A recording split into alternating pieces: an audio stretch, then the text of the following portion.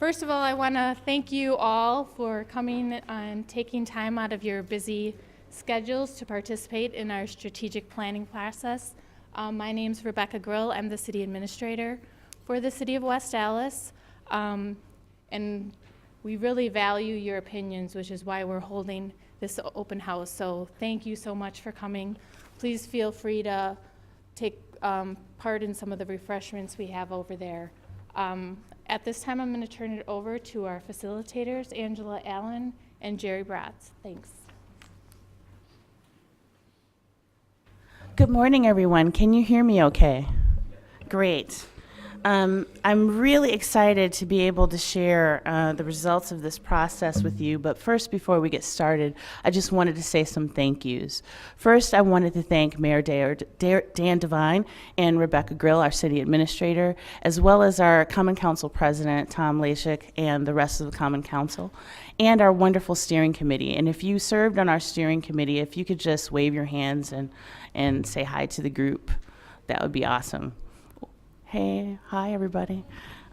So I also wanted to thank our communications department director, Jonathan Maddie, who is recording this morning's session. And for those of you who picked up materials, this recording and the materials that you have in your handout, which is some of the process of the strategic plan. The full plan is going to be on the city website for the strategic plan and other materials related to the process. And just thanks to everyone for a great process that we're going to talk about right now. So let me see. Oh, great. So just introducing our process here, I wanted to talk a little bit about the purpose of how collaboration is functioning with us and why UW Extension really valued being a part of this process. We at UW Extension work across the state through county education to really bring the resources of the UW system to the citizens and communities across the state. And what we value is really using education as a collaborative tool, but as a process. And so we see the strategic planning process as not just the plan itself as a tool, but the entire process as a tool of education and building a learning community here in the city. So what we valued in this process is having a strengths-based approach and looking at the strengths of the city in light of the context of the situations that are happening across city governance and current plans and processes that are happening that feed into the plan process, and valuing public engagement. And we'll talk a little bit about that and how it added and contributed to the plan that we've put forth in the process that we're talking about today.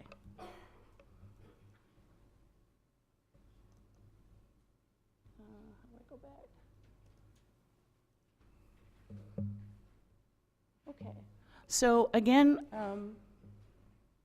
we're having two of these forums today, and this is the first. We're also doing the same forum again tonight for folks who will be able to attend that session.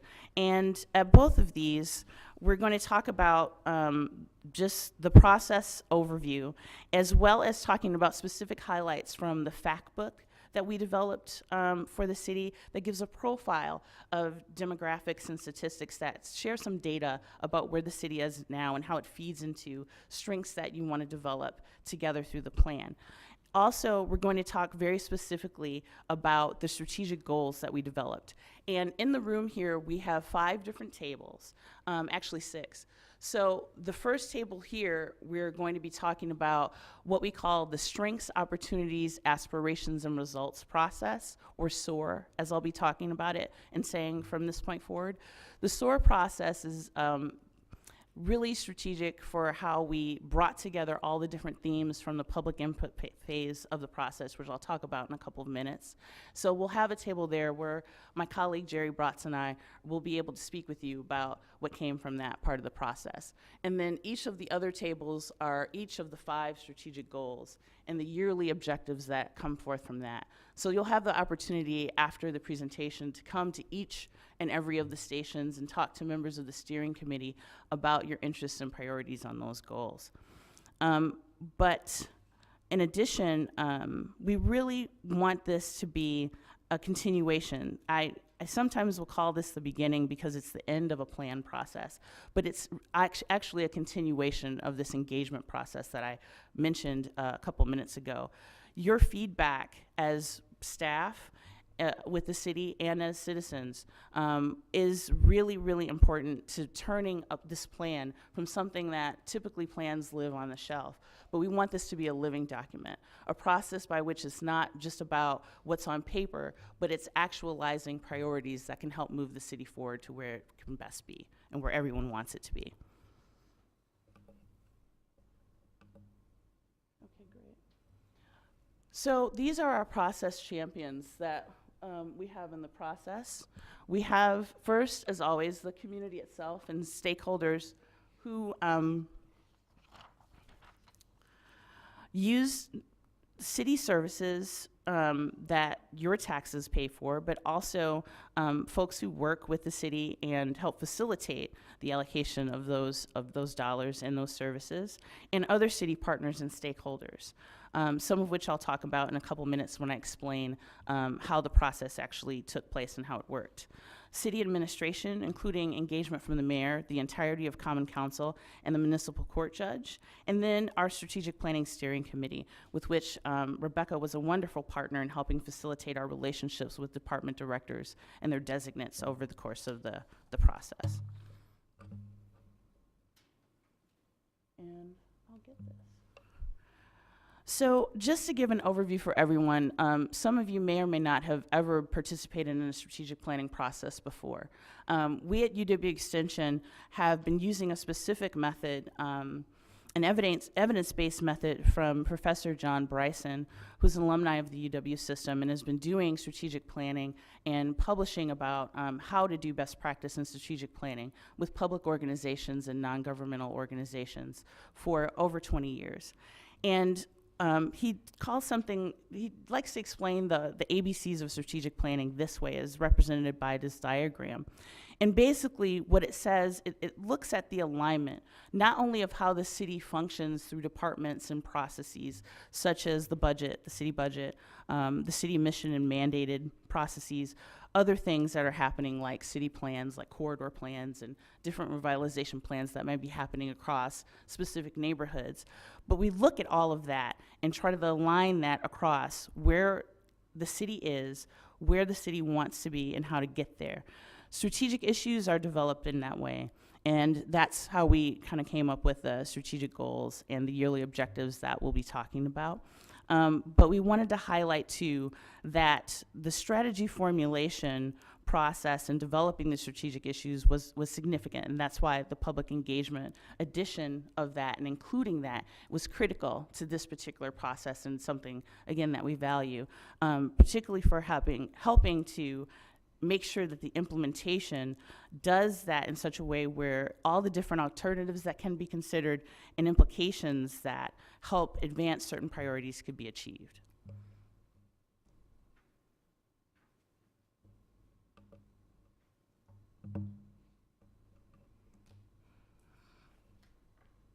So I'm going to turn it over to my colleague Jerry Bratz now to talk about the highlights from the fact book and some information that gives an overview of where the city is from the data and what that means for building from the strengths through this plan process. And if you scroll that down, it'll turn.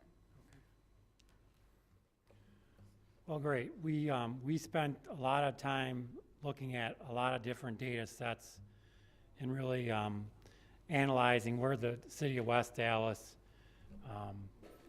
compares with other communities. So we had peer communities in the state of Wisconsin.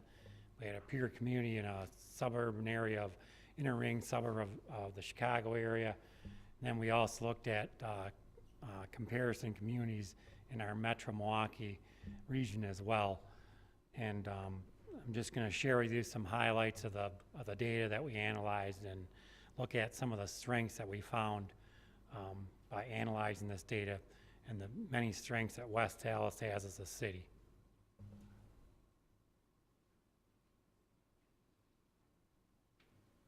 So just a basic overview. Again, this just kind of summarizes the data real quickly here in kind of a quick overview, and then I'm going to go into more detail. But we learned from analyzing the data that West Dallas is a diverse business environment. I mean, there's a lot of different businesses in this community, from a small company with less than 10 employees to large companies with 250, 350, over 500 employees. So you have a great business mix here. You're not dependent on one big company, but there's a real strong, diverse mix of businesses. You have a high labor force participation rate, which means that your population between the ages of 25 and 64 are actively working in this region and earning income. You have a labor force market that's highly concentrated. So, you know, your labor force is not just in the city of West Dallas. It's coming from other communities in the region as well. So it's a regional labor force. The city of West Dallas has a young population. We looked at the millennial population, which is between the ages of 20 and 39. Almost 30% of your population in the city of West Dallas is between the ages of 20 and 39.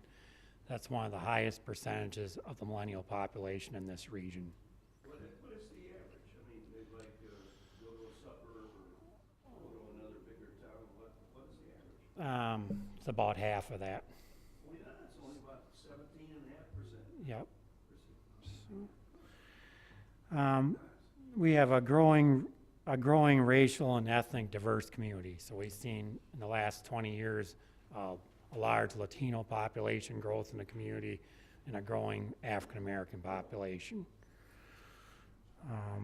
We have a reasonable median home price when we looked at peer communities. We have affordable housing in West Dallas. We have an older housing stock, which requires, you know, more maintenance.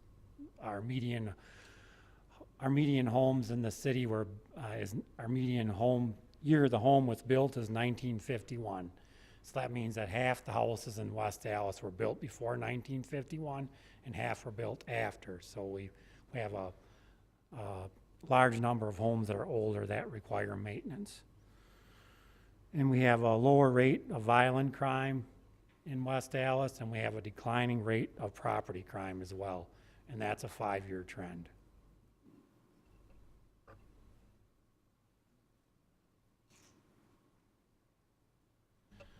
So if we look at the overall population of the city, and this is the entire population of West Dallas, you know, we compared growth since 1970 in population. So we found that in West Dallas, the population peaked in 1970 with a little over 71,000 residents.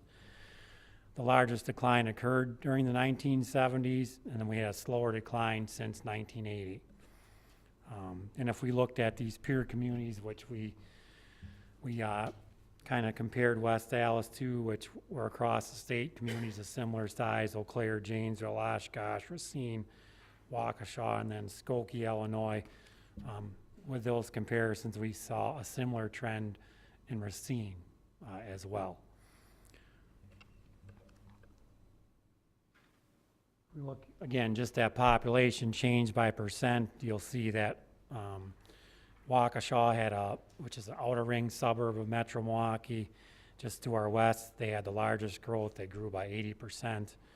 And again, it shows that West Dallas was really close to Racine with regards to how the population changed since 1970.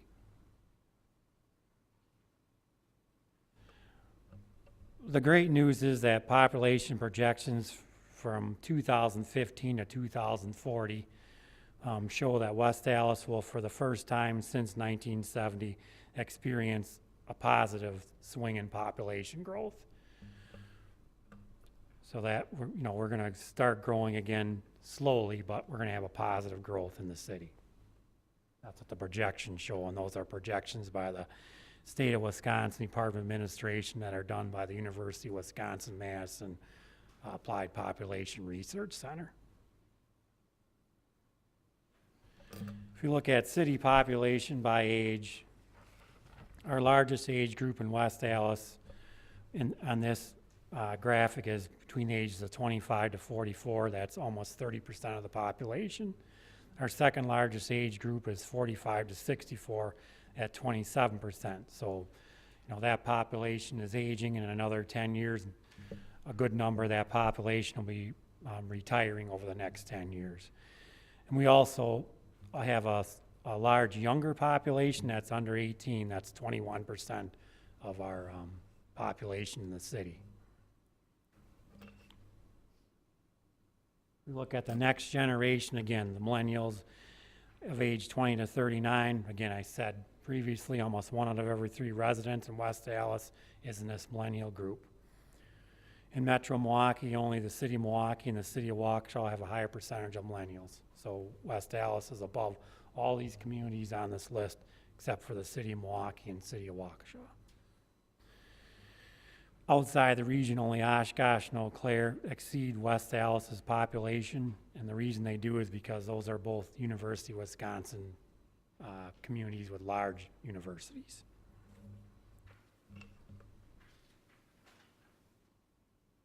Look at the 25 to 64 age group. Why is this important in West Dallas? Is because that's our major workforce in that age group. We're tied for the top position with Wauwatosa among all peer and comparison communities with regard to the percentage of that population in our community. So that's a huge strength. Yeah, I mentioned increasing diversity.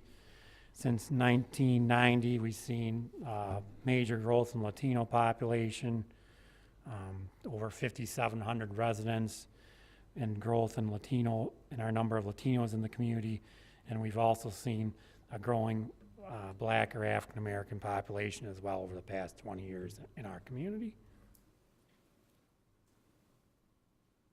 Look at labor force. Our biggest industry sector in the city of West Dallas is the sector that includes educational services, healthcare, and social services. That sector employs the largest percentage of our workers in the city, and manufacturing is second. And if we look at our peer cities, if you look at the makeup of the different sectors, West Dallas is very similar to the city of Waukesha. Look at our labor market, where do residents in the city of West Dallas work? So these are where people live in the city of West Dallas. We have over 60,000 residents in the city, almost 10,000 who live in West Dallas work in the city of Milwaukee. So we have this regional labor force. They're not confined to the boundaries of the city.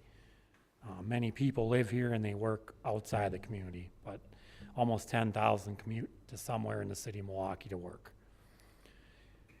Nearly 4,000 people who live in West Dallas also work in the city of West Dallas, so they're living and working here at the same time.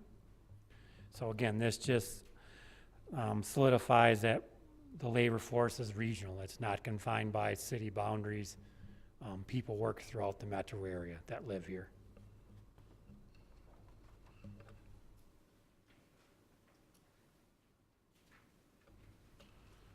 If we look at median household income, the city of West Dallas ranks in the middle of peer cities with regards to median household income. So we're kind of in the middle. We're not the lowest, we're not the highest.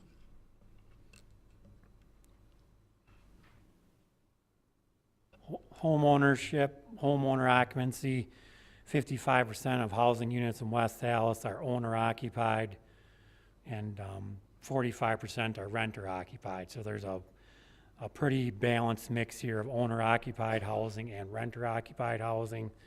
If you look at the range of owner occupied housing with our peer cities that we compared West Dallas to, ranges from 53% in Eau Claire to 73% in Skokie, Illinois. So again, West Dallas more to the middle.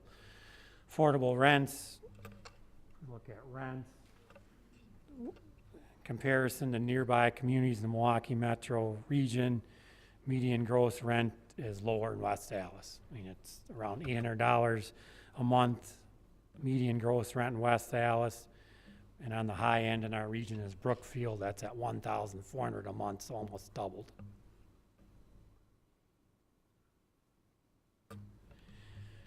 If you look, Is that like, yeah, just 2-bedroom, 1 bath, what is, I'm gonna get to that. Yep. So if you look at housing types, West Dallas has a higher percentage of duplexes or 2-family homes and a greater percentage of 20-plus units for housing. You know, if we look at 20-plus units when compared to peer communities, only Waukesha and Skokie, Illinois were higher. West Dallas, look at, again, I mentioned the median age of housing. Our median age is in the city is 1953. So again, that's half the homes built before 1953, the other half after 1953. Look at housing types with regards to bedrooms. West Dallas is more 1 and 2 bedroom households and fewer 3, 4, and 5 bedroom households when we compare the city to peer communities. So again, we have more 1 and 2 bedrooms in West Dallas and fewer 3, 4, and 5 bedrooms.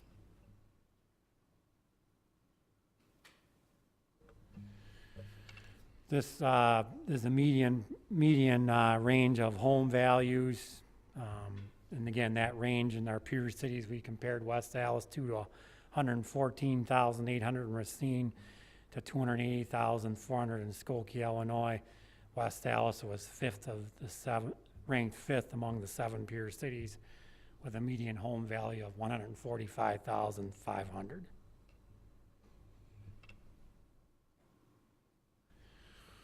Educational attainment, West Dallas had a similar percentage of residents with a high school diploma and some college or an associate's degree.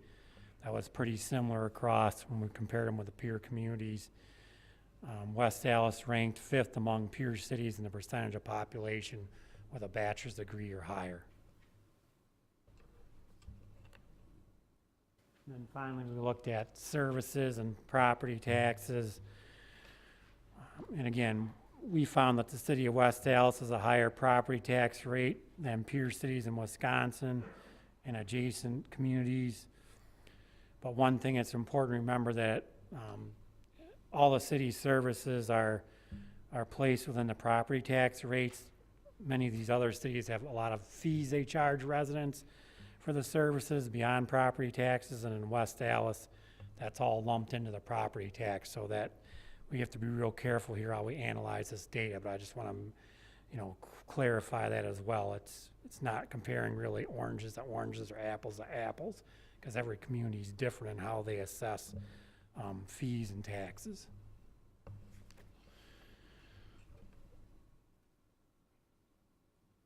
And then Angela talked about the SOAR process. Again, we focused on soaring like eagles is what I like to call it.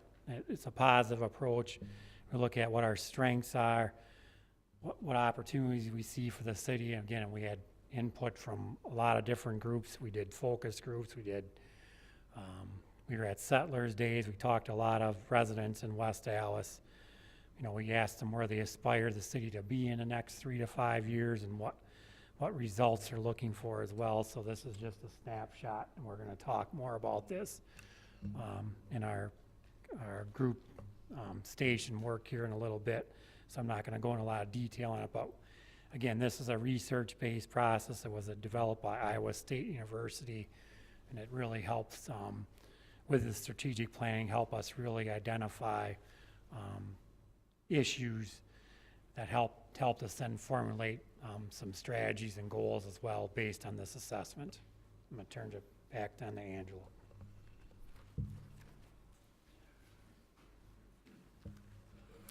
So going into the SOAR process, all the data that we just talked about went into that. There was a slide, just to my technical error, that I missed, that we're still going to talk about the information that came from it. But it's already on the city strategic plan website, and it's in your materials.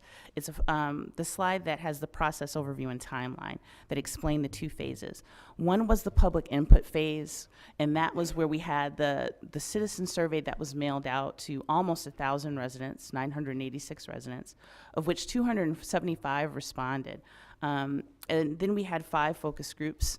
We did it with small businesses and large businesses, citizens, nonprofits, and then the one day that we had on Saturday, August 27th at Settlers Day, where we talked to over 100 citizens and asked them specific questions related from the focus groups about why they valued living in West Allis and what were the services and things about West Allis, strengths about West Allis that we could build from in the process.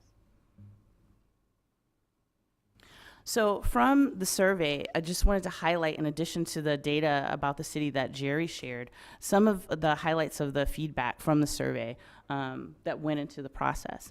This first slide talks about the reasons why citizens choose to live in West Allis. And housing costs, family ties, and the location to the metro area were the top 3 reasons why. Housing costs were more important to the respondents who were in the age group from 18 to 34, and family ties happened to be a stronger priority for those respondents who have lived here over 20 years or were in the age group above 55, age 55.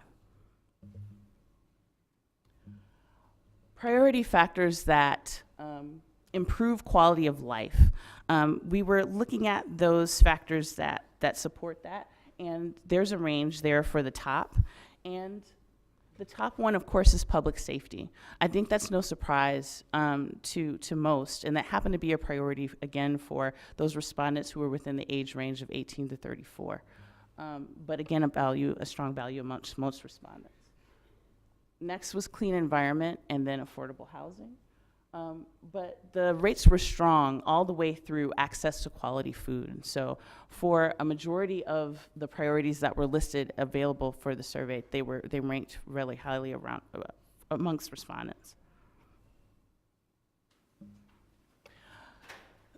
This factor about maintaining services as costs increase was a strong value for the entirety of the steering committee, and is really just a realistic perspective and question to ask citizens as we look at the situational context of the city in light of state and federal dollars that may or may not be available for ongoing funding across different services.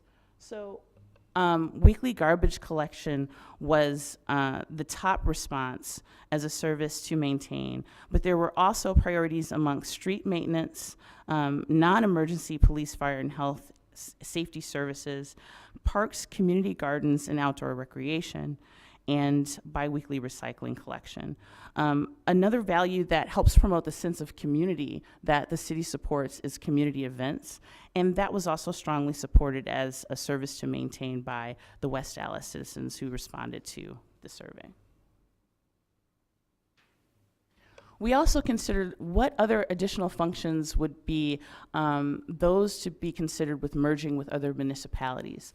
There are some services that are currently in process across departments of being shared services between different communities, including across counties, and we wanted to have that just something for citizens to consider over the next 5 years. So in terms of priorities that came up, communications was tops, and information technology, certain services that pertain to the library, and health, as well as the senior center. And it may relate more to certain services that feed into supporting the senior center than anything related to that. But there were several others that rank highly all the way through certain services that may relate to the municipal court. The 5 most important community priorities that respondents listed, including, of course, safety is related to police and fire services, but also improving roads, supporting new business growth, and providing parks and recreational opportunities. So they were strong all the way through considering housing options, and also across focus groups. The focus groups had several good conversations across stakeholder groups about how specifically to engage businesses and other civic stakeholders in working with citizens to think about alternative housing options, because there are many different housing types that might need to be redeveloped, that could be supportive to attracting new residents, but maintaining current residents as people age in place. Lastly, we talked about communication.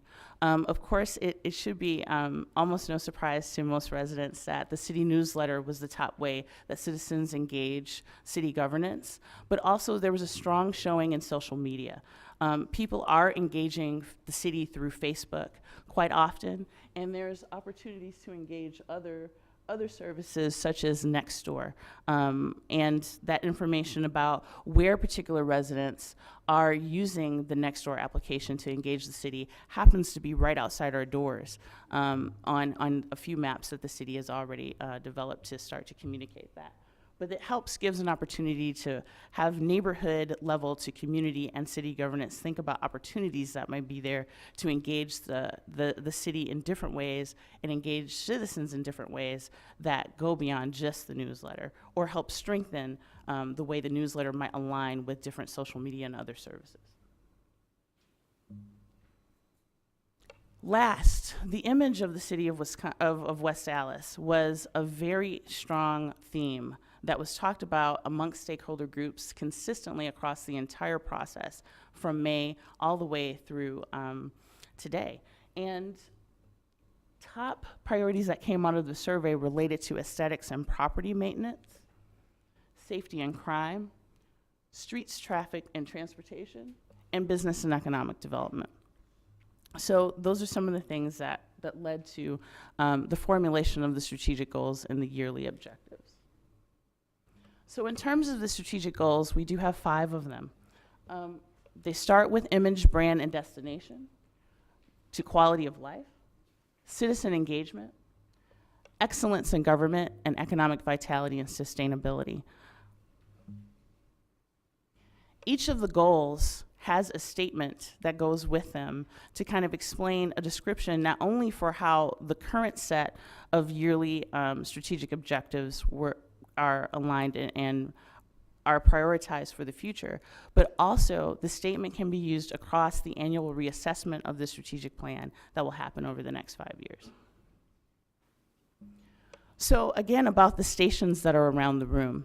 So after our presentation, you're more than welcome to stay and talk with those of us at every station. And again, the first station is just about the SOAR process. If you want to talk to us more, get more information about that, even think about using it with your own neighborhood or civic group, we'll be happy to talk to you about that. But particularly, we want to talk to you about how it applies to the strategic plan and how you may think about the strategic goals and the yearly strategic objectives. And then there's one table for each of the strategic goals where you can talk about each of the yearly objectives, and you have them in your handout to read through them and think about what your interests might be in serving on a process plan implementation team. We'd like to have some citizen and city staff and other civic stakeholders have these teams to start looking at these goals and consider what initial actions or other things that may be represented in city, neighborhood, and community plans and processes need to be included to start actualizing what the goals represent. And this is just a reiteration of the process I just described that we'll be doing here in the room for today and this evening. In addition, what we would like you to do, there are cards, there's little boxes with cards and pens at each of the stations. If you have the time, what we would like you to do is to talk about what your top 3 priorities are related to that strategic goal at the table at which you're talking with folks. So you'll write down your top 3 priorities within that goal after reviewing the goal and the objectives, and your reasons why, if you have the chance. If you would like to be contacted to participate on a team related to that particular goal and the objectives within that goal, we'd like to take your contact information so we could follow up with you as we form those teams. Again, as you came in, the front table has information which you can continue to engage the process. We do have the information about the strategic plan website, but also how to sign up for e-notify with the city if you haven't already. With your city leadership, and also with the process champions and sponsors. In terms of process champions and sponsors, we've talked a little bit about that. But if you're interested in being someone who would like to take this process to implementation, if you may serve in a position of authority with your civic organization or in other roles that you play, if that's the case, you would be considered a sponsor. A champion is somebody who is just interested and passionate about achieving the objectives related to the strategic goals. And we'd like to get your contact information if you'd like to participate and serve in that role. Again, we're in the process of adopting the plan. So the plan that's on the city website and the plan that we have is being finalized. Finalized in terms of the little nooks and crannies with formatting, making everything is explained clearly, and just finalizing the written plan itself. It will be going to formal adoption to the Common Council as of January.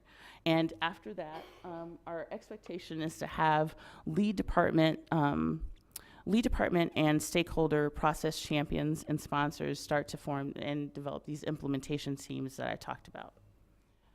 Lastly, we plan to have annual reassessment of the plan, because in the implementation of these goals and aligning them, the objectives to the goals, there will be some changes as appropriate, and that will be the process.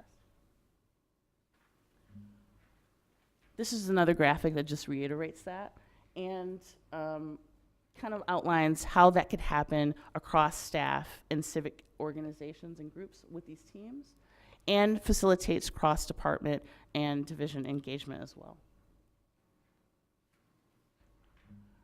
So that concludes the presentation part of this morning, and we'd like to welcome you to sit. For those of you who are on the steering committee and signed up, it's time for you now to move to your assigned tables. But for those who are in attendance from staff and citizens, please join us and talk with us, and we look forward to answering your questions and hearing your feedback. Thank you so much for your participation, and again, we hope this is just the continuation of your engagement in this implementation process. Thank you.